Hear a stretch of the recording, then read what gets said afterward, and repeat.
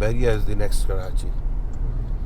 जब लोग आबाद होंगे तो सोर्स ऑफ इनकम्स खुद डेवलप हो जाएंगे। 1 मिलियन लोग भी यहाँ आके रहने लग गए तो दिन में कितनी गाड़ियाँ निकलेंगी और कितना रश होगा। रश तो होगा, ये तो है। तो फिर वो लोग जो है वो खाएंगे भी, पिएंगे भी, बिजनेस भी करेंगे, पेट्रोल भी डालेंगे, ऑब्वियसली सब कुछ करेंगे। मगर पूरा आबाद तो कराची भी नहीं है। कराची भी नहीं है। ठीक है। बहरिया टाउन में कल आया हूँ तो ये एक कराची में यूरोप बना हुआ है। बहरिया टाउन में अगर आप इधर घूम रहे हैं और आप अल्बर्टा और कनाडा की बात कर लें तो खासा फर्क नहीं। 3 साल 4 साल बाद बहरिया आबाद भी होता है तो आपको इधर फुटपाथों पे कोई चिप्स वाला या कोई बन कबाब वाला नज़र नहीं आएगा। जो इंफ्रास्ट्रक्चर हमारा डिस्ट्रॉय हुआ है, जिसकी 50% रीज़न यही है। कराची में ट्रैफिक वगैरह ये सब बहुत ज़्यादा है और स्ट्रीट क्राइम भी बहुत बढ़ गया है कराची में। ये एक बहुत बड़ी वजह बहरिया है कि सिक्योर है कराची की कंपैरेटिवली। जो ट्रांसपेरेंट सिस्टम है कि ऑल ओवर पाकिस्तान आप कहीं से अपनी चीज़ वेरीफाई कर सकते हैं। एक लेटर है आपके पास ना, उसको वो गुम भी जाए तो आपको इतनी टेंशन नहीं है, मसला नहीं है। कोई आपके नाम पे आप आएंगे, अपना बायोमेट्रिक करवाएंगे एंड देयर यू गो। अस्सलाम वालेकुम, this Salman from one empires. So basically आज मेरे साथ मेरे बड़े अच्छे मेंटोर इन्वेस्टर बिजनेसमैन आमिर भाई मौजूद थे।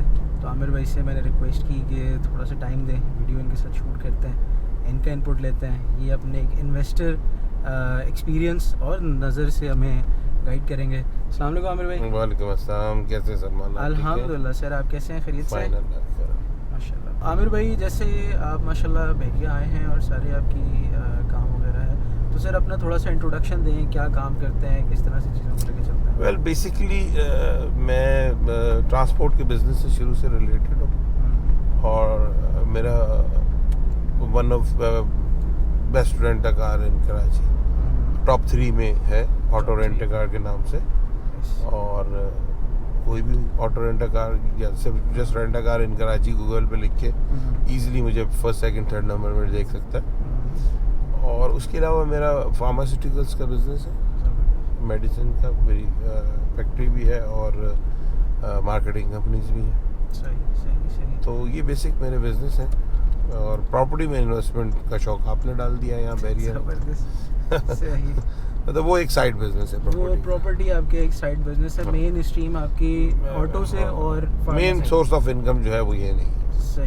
सही। Auto rent a car Karachi आप गूगल पे करेंगे, you will get top 3rd में इनका नाम आ जाएगा आपको। सो माशाल्लाह कराची के जो टॉप के हैं वो आमिर साहब हमारे साथ हैं। तो इसके साथ साथ अब माशाल्लाह आपको प्रॉपर्टी का भी शौक आ गया है और फिर घर वगैरह लिविंग के लिए कुछ सोचा आपने यहाँ पे? वेल अगर मैंने जो कंडीशन है इसमें कोई कंस्ट्रक्शन शुरू कर दी यहाँ किसी कमर्शियल की, तो फिर मैं ज़रूर समझूंगा मुझे रहना भी यहीं चाहिए। डेफिनेटली। मतलब सेम बात है कि अगर मेरा बिजनेस यहाँ पे है तो मुझे रहना भी यहाँ है। रहना भी यहाँ पे बिल्कुल ऐसे ही है। तो सर आप माशाल्लाह बहरिया आए और आप दुनिया भी घूम चुके हैं और बहरिया, कराची, लाहौर, इस्लामाबाद सब जगह आप इन्वेस्टमेंट्स भी कर चुके हैं। सो क्या देखते हैं बहरिया कराची को, किस तरह से देखते हैं, क्या फ़र्क देखते हैं, क्या बेहतरी देखते हैं इसमें? वेल मेरे जो अपना ख्याल है, जो मेरे ख्याल है उसके मुताबिक बहरिया इज़ द नेक्स्ट कराची। और जो इस वक्त कराची की सिचुएशन है उसके बाद लोगों का अगर कोई स्टैंडर्ड लिविंग जो चाहता है कि उसे स्टैंडर्ड लिविंग मिले, तो मैं समझता हूँ कि उसको यहाँ मूव करना चाहिए। और जब लोग मूव करेंगे यहाँ पे और लोग आएंगे यहाँ पे, तो जो इनकम के जो रिसोर्सेज हैं वो खुद डेवलप होना शुरू हो जाएंगे। इस वक्त लोगों का सबसे बड़ा प्रॉब्लम ये है, वो बहरिया आते हुए ये सोचते हैं कि हमारी इनकम कैसे होगी, हमारी ट्रांसपोर्टेशन कैसे होगी। मगर जब लोग आबाद होंगे तो सोर्स ऑफ इनकम्स खुद डेवलप हो जाएंगे। Definitely. So this is the phenomena कि आप जहाँ जितनी आबादी करते हैं वहाँ उतनी इनकम सोर्सेज डेवलप हो जाते हैं। तो आए आके इसको आबाद करें, एक वेरी गुड अपॉर्चुनिटी। आप एक अच्छे माहौल में, पोल्यूशन फ्री माहौल में रहें। ऑल ओवर वर्ल्ड भी ये होता है कि लोग डाउनटाउन्स में नहीं रहते, बाहर रहते हैं शहर से, ताकि वो एक अच्छे पुरफिजा माहौल में रह सकें। तो मेरी एडवाइस यही होगी। ठीक है। अच्छा, एक स्कूल ऑफ थॉट ये भी है कि यार ये तो आबाद नहीं होगा, ये तो इतना बड़ा है, ये तो आबाद होना बहुत टाइम लग जाएगा या नहीं हो पाएगा। वेल मे बी तो what do you say about it will that? Take time, जो इस वक्त कंडीशन है, मगर ये है कि अभी जो कंडीशन कराची की है उसके मुताबिक मेरे हिसाब से तो इसको जल्दी जो है वो डेवलप होना चाहिए। डेवलप तो है, मतलब जल्दी इसको जो है ना पॉपुलेटेड होना चाहिए। जब लोग आएंगे और वो यहाँ पर रहेंगे तो बिजनेस की अपॉर्चुनिटीज, रोजगार की अपॉर्चुनिटीज बढ़ जाएंगी। लाइक अगर 10,000 लोग रहते हैं तो उनको एक medical store, 2 medical store control कर लेंगे या 2 मार्ट कंट्रोल कर लेंगे, मगर जब 2-3 लाख लोग रहने लगेंगे तो उसके लिए उतने ही बिजनेस भी चाहिए होगा, और उसमें हर तरह का बिजनेस होगा। उसके लिए मोबाइल शॉप्स भी चाहिए होंगी, उसके लिए आई मीन रोजमर्रा की जिंदगी की जो जरूरियात हैं वो बेसिकली वही लोग करेंगे जो यहाँ रह रहे हैं। बिल्कुल ऐसे ही ठीक है जी। तो यहाँ पे एक सबसे बड़ा बेनिफिट ये है कि बहुत लो बजट से लेके बहुत हाई बजट तक लिविंग है, मगर जो सिविक फैसिलिटीज है वो सबके लिए सेम है। अगर आप एक 4 मिलियन के फ्लैट में रहते हैं या 2.5 मिलियन के फ्लैट में रहते हैं, तब भी आप जो है ना वो 50 मिलियन के बंगले में रहने वाले की जो फैसिलिटीज है वो यूटिलाइज करते हैं, एंजॉय करते हैं। Exactly. तो ये जो है ना, ये क्लासिफिकेशन का जो फर्क है ये बड़ा जो है ना मायने रखता है। सही है। तो आपके कहने का मकसद ये है कि एक ब्रैकेट आपका भले 1 बेड का हो या 1 एकड़ फार्म हाउस, हाँ, आपको लाइफस्टाइल सेम मिल, लाइफस्टाइल आपको सेम मिल रहा है, आपको सिविक फैसिलिटीज सेम मिल रही है, आपको सिक्योरिटी सेम मिल रही है, आपको स्कूलिंग सेम मिल रही है, और बहुत सारी चीजें हैं। बिल्कुल ऐसे ही है, बिल्कुल ऐसे ही है। तो सर अच्छा, इसको जैसे अब आप, ये तो हो गया कंपैरिजन की इस फ्यूचर में क्या होना है।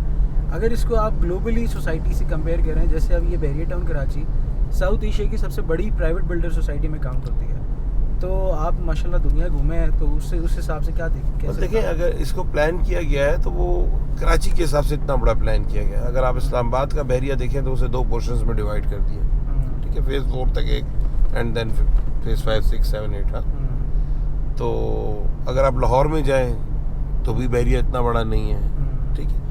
उसकी रीज़न ये है कि कराची की आबादी को देखते हुए इसको जो है ना प्लान किया है।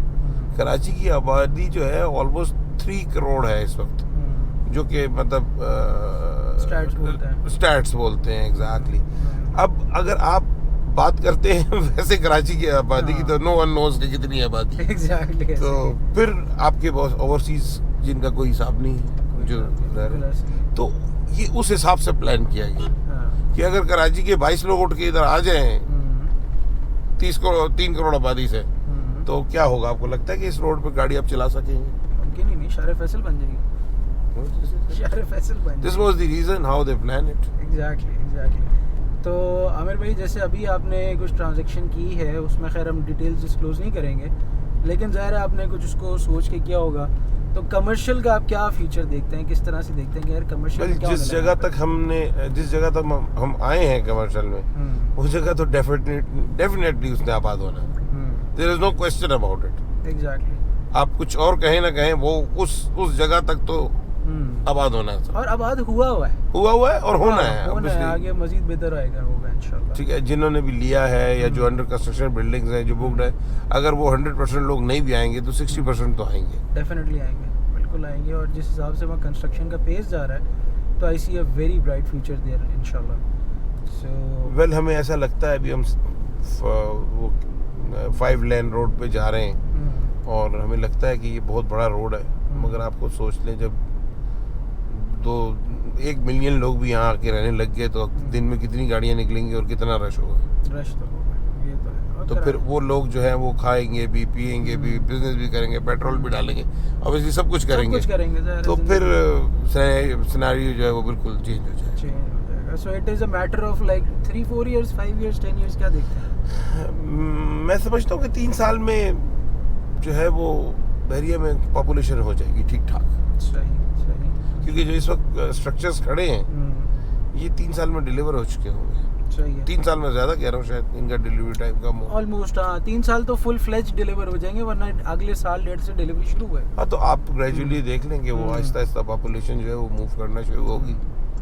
अब देख, जब वो बात एक पुरानी कहावत है कि खरबूजे को देख के खरबूजा रंग पकड़ता, जब लोग मतलब मेरी फैमिली के 2 घर इधर आ गए तो हम बोलूँगा अब क्या करना है भाई, इधर हम भी वहाँ चलते, वो 2 से 4 और 4 से 5 वाली स्ट्रेटजी जो है वो यहाँ पर, तो आपको पता है ना हमारे पाकिस्तान में लोग हमेशा फैमिलीज में, खानदान में इकट्ठे होके रहना पसंद करते हैं। तो एक भाई ने लिया तो दूसरा भाई भी ले ले, तो ये कॉन्सेप्ट है। और जब एक आदमी यहाँ रहने का आदी हो जाता है, हाँ थोड़ा सिविक फैसिलिटीज यहाँ महंगी हैं, मगर ये भी इसका भी रीजन जो है पॉपुलेशन है। जब पॉपुलेशन बढ़ेगी तो वो भी सस्ती होनी शुरू हो जाएंगी। एग्जैक्टली। और दूसरा ये कि एटलीस्ट आपको यहाँ पे ओनरशिप, डिलीवरी फैसिलिटीज मिल तो रही है ना। एग्जैक्टली। बाहर you are paying maintenance, you are paying taxes, you are paying everything and you are getting nothing. Exactly. तो ये है। अच्छा आमिर भाई, जो वो लोग अभी तक जो समझते हैं कि यार बहरिया के आबाद होने में भी बहुत टाइम है, 15-20 साल है, और अभी वो अपने फ्यूचर का नहीं सोच रहे, what do you say about them? देखिए वो सही कहते हैं, पूरे बहरिया को आबाद होने में तो बाकी 15 साल से 20 साल लग सकते हैं, डेफिनेटली, नो डाउट। मगर पूरा आबाद तो कराची भी नहीं है। कराची भी नहीं है। ठीक है, तो पूरे आबाद तो कराची को भी होने में अगले 20 साल और लग जाएंगे। तो आधे की हम बात करें, हम तो आधे की बात करते हैं, आधा भी हो गया तो काम चल जाएगा। बिल्कुल ऐसे ही है, ऐसा ही है। तो आमिर भाई, अच्छा आपके जो साहबजादे हैं उस्मान भाई एंड अब्दुर्रहमान भाई, सो उस्मान भाई माशाल्लाह कनाडा से आए हैं। सो उस्मान भाई, आपने कल विज़िट किया, सारी चीज़ें आपने देखी, तो फर्स्ट ऑफ ऑल अपना थोड़ा सा इंट्रोडक्शन भी दे दिएगा, फिर मुझे ज़रा बताएगा कि कैसा लगा, क्या कंपैरिजन ड्रॉ करते हैं। मैं कनाडा में एडमंटन में होता हूँ, अल्बर्टा मेरी स्टेट है, और वहाँ से ही मैंने अपनी ग्रेजुएशन करी है। ए लेवल्स मैंने यहीं पाकिस्तान से करा है, और मैं ऑलमोस्ट 3 इयर्स के बाद पाकिस्तान आया हूँ, और काफ़ी फ़र्क देखा है कराची की सड़कों पे। आज से 3 साल पहले कहानी थोड़ी मुख्तलिफ थी, और आज के दौर में कहानी थोड़ी मुख्तलिफ है। और जब आप 3 साल कहीं रहते हैं तो आप उस सिस्टम के यूज़ टू हो जाते हैं, और उस सराउंडिंग और उस एनवायरनमेंट के हैबिचुअल हो जाते हैं। और वो हैबिचुअल और वो जो एनवायरनमेंट है वो डेफिनेटली कराची शहर में तो नहीं है। अब बहरिया टाउन में कल आया हूँ तो ये एक कराची में यूरोप बना हुआ है, और जो यहाँ की रोड्स हैं, जो यहाँ की सर्विस है, जो यहाँ का इंफ्रास्ट्रक्चर है, वो बहुत ही एक मॉडर्नाइज्ड वे में डिज़ाइन हुआ है। और जो भी कराची में इस टाइम डिफेंस या ऐसी जगहों पे रह रहे हैं, वहाँ पे एक नॉर्मल इंसान के लिए घर लेना अब अफोर्डेबल नहीं है, और बहरिया में वो अफोर्डेबल लिविंग जो है इस टाइम अवेलेबल है।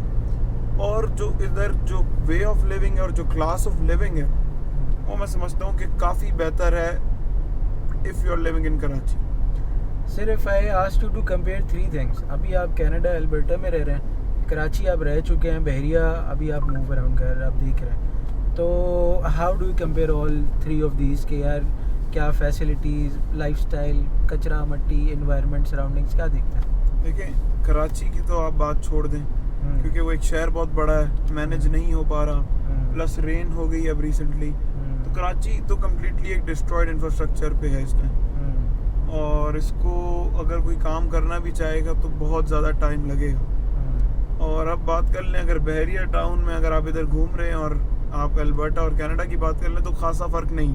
अच्छा, ये लाइफस्टाइल सेम है, यहाँ जो सिक्योरिटी है वो सेम है, और इतना कोई आपको मैसिव डिफरेंस नहीं लगेगा कि मैं किधर आ गया हूँ। तो इसके अलावा कोई ऐसा सच कंपैरिजन तो रोड, सड़कें, इंफ्रास्ट्रक्चर यही है सब। तो आपकी बात से मैं एक कंक्लूजन ड्रॉ कर रहा हूँ कि अगर ओवरसीज़ पाकिस्तानी कोई पाकिस्तान आना चाह रहा है, मूव करना चाह रहा है, तो ये सबसे वो जगह है जो उसके लिए बेस्ट सूटेबल है, वो ड्यू से। बिल्कुल ऐसे ही है, ये सूटेबल है, प्लस वो इस माहौल में इजीली ब्लेंड इन हो जाएगा एज कम्पेयर टू वो गुलिस्तान जौहर में अगर घर ले लेगा या वो बहरिया टाउन में घर ले लेगा, तो उसमें ज़मीन और आसमान का फ़र्क हो। जिस माहौल से वो आ रहा है और जो कराची का माहौल है वो बहुत डिफरेंट है। ऐसे ही, बिल्कुल ऐसा ही है। सो और कोई ऐसी चीज़ आपको जो उस्मान भाई को ख़ास तौर पे पसंद आई हो कि यार ये चीज़ बहरिया की बड़ी क्लासी है या बेहतरीन है? बहरिया की जो रोड्स हैं वो रोड्स एक बहुत ज़बरदस्त रोड्स हैं, ऐसी रोड्स आपको कनाडा में भी नहीं मिलेंगी। अच्छा। 5 लेन रोड जो है हमने शायद कभी लाइफ में नहीं देखी वहाँ पे भी। अच्छा, ये 5 लेन रोड तो वहाँ पे शायद 5 लेन हाईवेज भी नहीं है, सही है, हाईवे भी 3 लेन है। अच्छा, और उसके अलावा जिस तरह यहाँ पे अलग अलग चीज़ों को अलग अलग तरीके से डिफाइन किया हुआ है। कितना बड़ा है ये, हर जगह आपको बोर्ड्स मिलेंगे और हर चीज़ प्रॉपर्ली मेंटेन्ड है। आपको कोई भी दरख्त या पौधा या फूल इधर उधर नहीं दिखेंगे, सब एक प्रॉपर शेप में प्रॉपर्ली मेंटेन्ड है। और आप कराची शहर में मेन हाईवे पे भी आपको साइन बोर्ड मिसिंग मिलेंगे और ये यहाँ पे कोई रहता भी नहीं और यहाँ एक एक साइन बोर्ड लगा हुआ ऑलरेडी लगा हुआ, बिल्कुल ऐसे ही सही हो गया। और चलें अब्दुर्रहमान भाई से भी थोड़ा इनपुट लें। तो अब्दुर्रहमान भाई आप माशाल्लाह कितने टाइम बाद विजिट पे आए हैं सर? मैं लास्ट टाइम ईद पे आया था बहरिया। अच्छा, लास्ट टाइम ईद पे आए थे, तो अब तो ज़्यादा टाइम हुआ नहीं है, तो फिर भी क्या व्यूज़ रखते हैं आप बहरिया के बारे में? पहले तो अपना इंट्रोडक्शन भी दे दें। अस्सलाम वालेकुम व्यूवर्स, मेरा नाम है अब्दुर्रहमान और एज सच खास मैं कुछ करता नहीं हूँ, एंजॉय करता हूँ ज़्यादा 90% लाइफ, और बाकी ये रेंट कार का काम करता हूँ अपने वालिद साहब के साथ। और बहरिया में जो सबसे 31 अच्छी बात मुझे लगती है वो ये लगती है, मैं जो हूँ ओवर स्पीडिंग का शौकीन हूँ, तो रोड्स बड़े पसंद है बहरिया के। उसके अलावा अगर आप बिजनेस पॉइंट ऑफ व्यू से, इन्वेस्टमेंट पॉइंट ऑफ व्यू से देखें, रेजिडेंशियल पॉइंट ऑफ व्यू से भी देख लें, तीनों पॉइंट ऑफ व्यू से आप देख लें, तो एज़ कम्पेयर टू कराची मुझे बहरिया बहुत बेटर लगता है। बिकॉज अगर आप इस रोड पे भी जा रहे हैं तो भले आप फ़र्ज़ करें 3 साल 4 साल बाद बहरिया आबाद भी होता है, तो आपको इधर फुटपाथों पे कोई चिप्स वाला या कोई बन कबाब वाला नज़र नहीं आएगा, जो इंफ्रास्ट्रक्चर हमारा डिस्ट्रॉय हुआ है, जिसकी 50% रीज़न यही है कराची में। ट्रैफिक वगैरह ये सब बहुत ज़्यादा है और स्ट्रीट क्राइम भी बहुत बढ़ गया है कराची में। ये एक बहुत बड़ी वजह बहरिया है कि सिक्योर है कराची की कंपैरेटिवली बहुत ज़्यादा। तो सर आपने अल्हम्दुलिल्लाह अपने ट्रांजैक्शन अल्हम्दुलिल्लाह कंप्लीट हो गई, तो एक फर्स्ट एक्सपीरियंस आपका था, ओवरऑल मुझे बताएं कि पहले आपके क्या खदशात थे, क्या नहीं थे, क्या अच्छा लगा, क्या बुरा लगा, ताकि लोगों को भी पता चले, मैं ख़ुद भी अपने आप को इम्प्रूव करूं, और feedback is always good. Well, खदशात तो देखिए, आप जब भी कोई बिज़नेस कर रहे होते हैं, क्योंकि जिस कंट्री में जिस जगह पे हम बिज़नेस कर रहे हैं, यहाँ पे 2 नंबर के बहुत ज़्यादा वो हैं। अगर आप मार्केट में जाएंगे तो आपको जो फेक पीपल्स हैं, फ्रॉड पीपल्स हैं, वो ज़्यादा मिलेंगे। अब डिपार्टमेंट्स का काम होता है, जो डिपार्टमेंट्स डील कर रहे होते हैं, उनका काम होता है कि उन फेक लोगों से लोगों को बचा के, रियल बायर्स को बचा के, उनके पैसे को बचा के उनको एक ट्रांसपेरेंट निज़ाम दे दे। मतलब अगर किसी ने यहाँ गाड़ी खरीदनी है तो उसे पूरा एक जो है ना वो कार डीलर होना चाहिए, अदरवाइज वो किसी की चोरी की गाड़ी भी खरीद सकता है। इतना मुश्किल है यहाँ पे सब कुछ। तो प्रॉपर्टी खरीदनी है तो एक प्रॉपर्टी की 3 फाइलें बनी हुई हैं और 3 की 3 वेरीफाई हो रही हैं। तो बहरिया में जो 1 लेटर ऑफ ट्रांसफ़र सिस्टम है वो ऑल ओवर वर्ल्ड भी है। ठीक है, आप गाड़ी की रजिस्ट्रेशन कराने जाए तो एक डॉक्यूमेंट है, कोई फाइल वाइल नहीं है। प्रॉपर्टी की ट्रांसफ़र कराने जाए तो एक लेटर है। तो that is the level of originality कि आपको एक ओरिजिनल चीज़ एक विंडो पे मिल रही है, 1 विंडो से। मैं आपको बड़ा इसमें एक बात तो सख्त है, शायद आपके व्यूअर्स मेरी बात को बुरा भी माने। क्वेश्चन ये है कि अभी रिसेंटली एक बिल्डिंग जो है वो कराची में कोर्ट के ऑर्डर पे गिरा दी गई। आई थिंक वो नेस्ला टावर था। क्वेश्चन ये है कि नेस्ला टावर अगर एक गलत ज़मीन पे बना था तो वो कहीं से ट्रांसपोर्ट होके आगे रख तो दिया नहीं गया था, फार्म हाउस में था नहीं। वो 8 साल वो बिल्डिंग बनती रही, लोगों ने बुकिंग कराई, पैसे दिए, और अगर वो गलत ज़मीन में था तो उन डिपार्टमेंट के लोगों को जिन्होंने उसके नक्शे पास किए, जिन्होंने उनकी ड्राइंग्स की क्लियरेंस ली, जिन्होंने उसके टैक्स भरे, जिन्होंने टैक्स चालान इशू किए, SBCA, KDA, क्या किया उसके साथ कोर्ट ने? उनके साथ क्या किया? कोई क्वेश्चन नहीं। बिल्डर के साथ क्या किया? उसमें लॉस हुआ किसको? जिसने एंड यूजर जो था, जिसने बड़ी मुश्किल से पैसे अर्न करके वो चीज़ खरीदी थी, वो फुटपाथ पे आ गया। जिंदगी भर की जमा पूंजी, ख्वाब, हर चीज़, उसके पास कोई अथॉरिटी नहीं है। सुप्रीम कोर्ट के जज से ऊपर वो कहाँ जाएगा? जब वही ऑर्डर कर रहा है गिराने के, तो कहाँ जाएगा? एग्जैक्टली। फिर कोई जगह तो बची नहीं।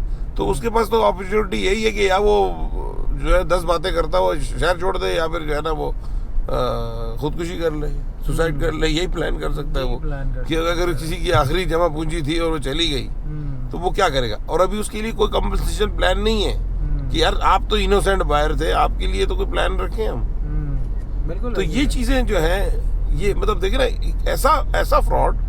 ऐसा फ्रॉड कि जिसमें हर डिपार्टमेंट शामिल था, हर डिपार्टमेंट और जिसका पैसा लगा रुल गया वो सारे डिपार्टमेंट शामिल हैं और गरीब आदमी पे। आज आप मैंने एक ट्रांजैक्शन की और सडनली आप कहें कि यार ये चीज तो इधर ऑन ग्राउंड एग्जिस्ट ही नहीं करती और बैरिया उसको ऑन करने से इनकार कर दे, देन व्हाट एग्जैक्टली ऐसे ही। तो इनका जो ट्रांसपेरेंट सिस्टम है कि ऑल ओवर पाकिस्तान आप कहीं से अपनी चीज वेरीफाई कर सकते हैं, एक लेटर है आपके पास ना, उसको वो गुम भी जाए तो आपको इतनी टेंशन नहीं है, मसला नहीं है, कोई आपके नाम पे आप आएंगे, अपना बायोमेट्रिक करवाएंगे एंड देयर यू गो। तो ये बड़ा एक अच्छा सिस्टम है, स्ट्रीमलाइन सिस्टम थी, स्ट्रीमलाइन प्रोसेसेस। और बहरिया ओवरऑल भी जो एक है वो ग्लोबल स्टैंडर्ड्स में बनाया जा रहा है। तो ये इस तरह से ग्लोबल स्टैंडर्ड्स जहाँ फॉलो कर रहे हैं तो डेफिनेटली लोगों को समझ भी आता है, पसंद भी आता है।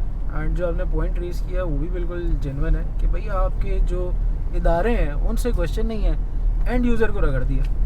तो चलें ठीक है sir, thank you so very much, thank you so very very much all and अल्लाह हाफिज़, टेक केयर। Take care.